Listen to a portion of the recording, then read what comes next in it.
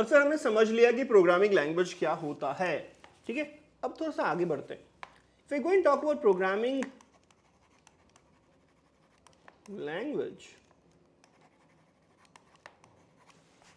there are multiple programming languages है ना, आपको ऑलरेडी पता होगा कुछ नाम जैसे C++, Java, Scala and yes Python too. और ये तो बस कुछ नाम है, there are hundreds other programming languages in the market. कभी आपको ये लगता है सर इतने सारे ऑप्शंस हैं और मुझे अगर प्रोग्राम बनाना है तो मैं इनमें से कौन सा प्रोग्रामिंग लैंग्वेज सीखूं?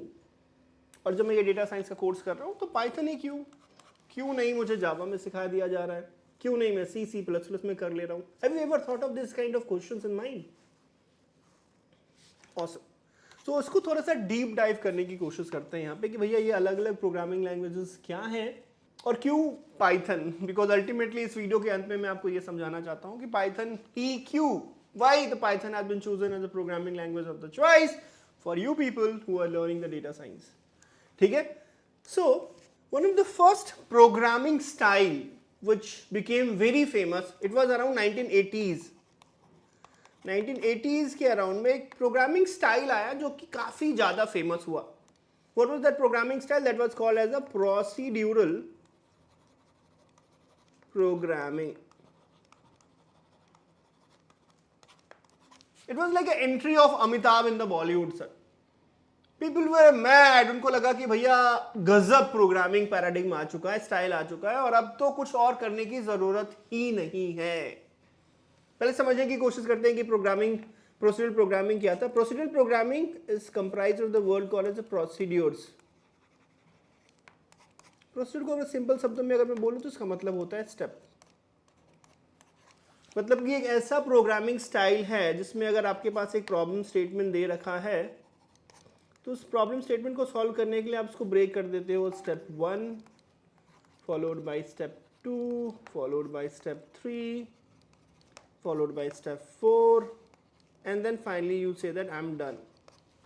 So the procedural programming is a kind of a programming style जहां पे एक प्रोग्राम को आप ब्रेक कर देते हो छोटे छोटे चंक्स में, छोटे छोटे स्टेप्स में, ठीक है. और जब भी आप एक स्टेप 1 पे होते हो दूसरे स्टेप पे जाने पे आप यहाँ पे एक बाइनरी डिसीजन लेते हो. बाइनरी का मतलब क्या होता है? ट्रू या फॉल्स, राइट. 1 या 0. मतलब कि मैं स्टेप 1 पे हूं, अगर ये हुआ तो मैं स्टेप 2 पे जाऊंगा, otherwise I will not go to the step 2. Every time you take a boolean decision 0 and 1. जब आप इस टाइप की प्रोग्रामिंग करते हो उसको हम कहते हैं प्रोसीड्यूरल प्रोग्रामिंग. आप में से काफी लोग जो इस वीडियो को देख रहे होंगे, I believe you are engineers और इंडियन इंजीनियरिंग सिस्टम में पहले साल में ही आपको ये प्रोसीड्यूरल प्रोग्रामिंग पढ़ाई जाती है. And I believe all of you would have learn that. What is that? The example of that is C. C is the example of procedural programming language. और जब आप C सीख रहे थे अपने कॉलेज में तो आपको फ्लो चार्ट भी सिखाया गया था. What was that flow chart? Flow chart यही है, एक प्रॉब्लम को मल्टीपल स्टेप्स में ब्रेक करना और at every step you can take a boolean call कि अगले स्टेप पे मैं जाऊं या मैं ना जाऊं. Fair enough? Does that make sense? Am I clear, everyone? So this is the procedural programming. अब से 1980s की जब मैं बात कर रहा हूं, इस टाइम पे most of the problems were mathematical. हाँ जी, most of the problems were statistical.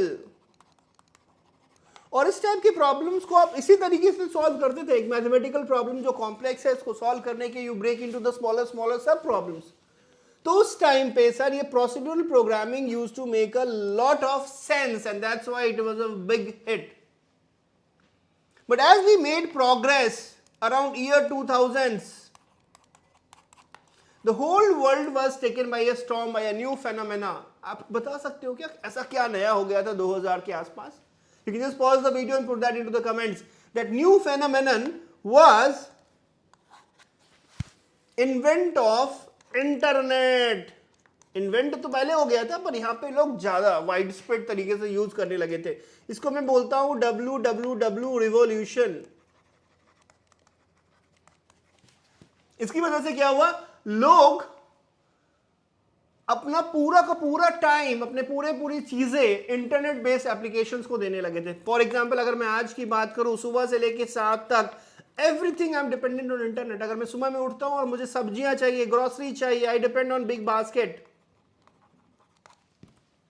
अगर मैं मुझे मकाना है ना, if I have to go and buy something, electronic gadgets, items, उसके लिए मेरे पास है अमेजॉन। अगर मुझे दोस्तों से बातें करनी है तो उसके लिए मेरे पास है ऑब्वियसली क्या है, उसके लिए मेरे पास है फेसबुक, व्हाट्सएप, इंस्टाग्राम। हाँ जी, आप लोगों के लिए तो डेटिंग भी सॉर्टेड। तो आज के डेट में अगर मुझे डेट पे जाना है and I am feeling lazy, I can just lay on my bed and say left and right swipe. So you have Tinder. Tinder से अगर आपका काम नहीं चला तो यू हैव शादी.com। शादी से परेशान हो तो doctor.com। The point that I'm trying to say here is, all because of the internet, almost everyone in the world today, almost every company, they are trying to build a real world applications.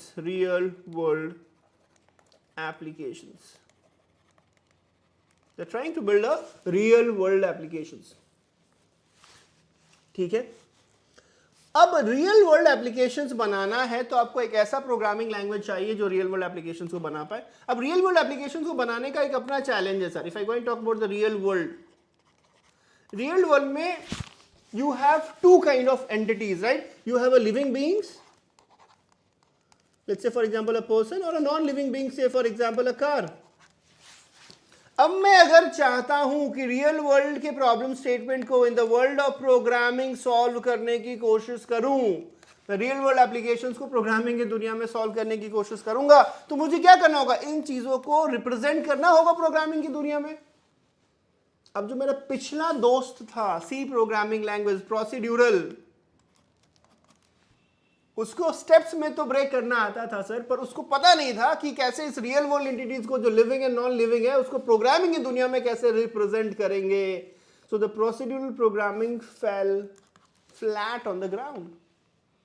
और तब आया एक नया programming style, और उसने बोला कि मैं तुम्हें देता हूं something called as an object, और ये जो ऑब्जेक्ट है that will go and represent ये रियल एंटिटीज। जैसे इस रियल एंटिटीज का क्या होगा? एक होगा स्टेट, फॉर एग्जांपल इसका नाम होगा, इसका एज होगा, और कुछ बिहेवियर होंगे। For example he can dance, he can sleep.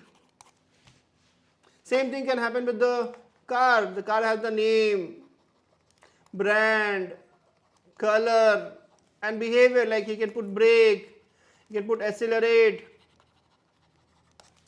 तो ऑब्जेक्ट, इस नए प्रोग्रामिंग स्टाइल ने बोला कि हमारा जो कोर होगा वो ऑब्जेक्ट होगा, and this will go and represent this real world entities, और इस ऑब्जेक्ट्स का भी होगा एक स्टेट, और इसका भी होगा एक बिहेवियर। ये पहला चैलेंज था रियल वर्ल्ड का। दूसरा चैलेंज रियल वर्ल्ड का वो बोला उन्होंने कि ठीक है, रियल वर्ल्ड में आपने जो एंटिटीज हैं, लिविंग या नॉन लिविंग, उसको अपने ऑब्जेक्ट के फॉर्म में रिप्रेजेंट तो कर दिया है, पर एक दूसरी चीज है जो काफी कॉम्प्लेक्स है, वो है कि इन रियल वर्ल्ड में everything runs behind a relationship. सब कुछ पॉसिबल है बिकॉज ऑफ द रिलेशनशिप। तो आपको एक तरीका ये भी ढूंढना होगा कि आप रिलेशनशिप को प्रोग्रामिंग की दुनिया में कैसे रिप्रेजेंट करो। फॉर एग्जांपल अगर मुझे अभी दवाई लेने जानी है, I have to go down, open my car, so I have to be related with my car. With the car I drive, go to the market, pharmacy shop, वहां पे जाके फार्मेसी वाले भैया को बोलना पड़ेगा, भैया मुझे पैरासिटामोल दो, so I am related to that pharmacy guy, then I come back. So एक छोटे से काम के लिए I have to interact with multiple people, living और नॉन लिविंग। तो अगर प्रोग्रामिंग में इसको मुझे रेप्लिकेट करना है, सॉल्व करना है, तो I have to represent that in the world of programming also. तो रिलेशनशिप को कैसे रिप्रेजेंट करेंगे? तो इसके लिए फिर से इस नए प्रोग्रामिंग पैराडिग्म में बोला that we have something called as a object oriented principles. इसको हम लोग ऊप्स कॉन्सेप्ट्स भी कहते हैं, जो कि आगे पाइथन में आपको मैं पढ़ाने वाला हूं। तो इस कॉन्सेप्ट से आप रिलेशनशिप्स को रिप्रेजेंट कर देते हो। तो ये नया प्रोग्रामिंग स्टाइल जिसमें ऑब्जेक्ट एट द कोर है, विच रिप्रेजेंट्स रियल वर्ल्ड एंटिटीज, और जो रिलेशनशिप को रिप्रेजेंट करने की भी कैपेबिलिटी रखता है विद ऑब्जेक्ट ओरिएंटेड प्रिंसिपल्स। इस टाइप के प्रोग्रामिंग पैराडिग्म को अपन कहते हैं ऑब्जेक्ट ओरिएंटेड प्रोग्रामिंग। इसको हम लोग क्या कहते हैं सर? Object oriented programming. इसको हम लोग बोल देते हैं ऑब्जेक्ट ओरिएंटेड प्रोग्रामिंग। और example of the object oriented programming which is creating words in the market today is C++, Java. These are the very commonly used object oriented programmings in the market right now. Fair enough. पर we as a human हम कहाँ खुश रहते हैं कभी भी? हमारे पास procedural programming था, फिर हमने ऑब्जेक्ट ओरिएंटेड प्रोग्रामिंग भी लेकर हम आ गए। फिर उसके बाद जो कुछ लोग जो कभी खुश नहीं होते उन्होंने वो बोलने लगे कि ऑब्जेक्ट ओरिएंटेड प्रोग्रामिंग जो आपका एग्जिस्टिंग है, they are typically very slow, they takes a lot many lines of code. They say that as a programmer we should be more efficient, we should write less, and with writing less I should get more, है ना? As a programmer I always feel that we are very greedy. इन सारी चीजों को समझते हुए एक नया programming style market में आ गया, उसको हम लोग बोलते हैं फंक्शनल प्रोग्रामिंग। ठीक है, इसका मेन पर्पस ये था कि शुड बी स्केलेबल, आप कम लिखो, सक्सेंटली लिखो, but when you right less you still get a lot more output. Example of that specific functional programming could be say for example Scala. Scala का निर्माण बर्थ ही इसी context में हुआ था कि जावा जो ऑब्जेक्ट ओरिएंटेड प्रोग्रामिंग लैंग्वेज है उनको लगा कि स्लो है, कंकरेंटली काम नहीं करती है, and that's why they brought की people you start using Scala। तो ये तीन फंक्शनल प्रोग्रामिंग लैंग्वेजेस, तीनों के अपने अपने यूज केस जो कि आपने अभी देख लिया है। अब इसको थोड़ा सा रिलेट करते हैं क्रिकेट से। जैसे क्रिकेट में आपके जो स्पेशलाइज्ड बैट्समैन होते हैं उसको हम लोग क्या बोलते हैं? बैट्समैन। जो अच्छी बॉलिंग करता है उसको हम कहते हैं बॉलर, और जो अच्छी फील्डिंग करता है उसको हम फील्डर कहते हैं। तीनों के अपने अपने वेल डिफाइंड रोल्स हैं, सक्सेस मैट्रिक्स हैं, राइट? तीनों के अपने सक्सेस मैट्रिक्स हैं। पर आज की डेट में T20s में, वनडे क्रिकेट में किसकी सबसे ज्यादा डिमांड है? एक ऐसे पर्सन की जो ये तीनों चीजें करता हो। All rounder Hardik Pandya of team India, है ना? तो यहां पे एक प्रोग्रामिंग लैंग्वेज जिसका नाम है पाइथन, उसने बोला कि क्यों ना मैं हार्दिक पांड्या बन जाऊं। And Python is one programming language which kinds of contains the capability of all these three. So उसके अंदर में आपके पास प्रोसीड्यूरल का भी नेचर है, आपको अंदर उसके अंदर ऑब्जेक्ट ओरिएंटेड प्रोग्रामिंग के भी कॉन्सेप्ट मिलेगा, और वो फंक्शनल भी है।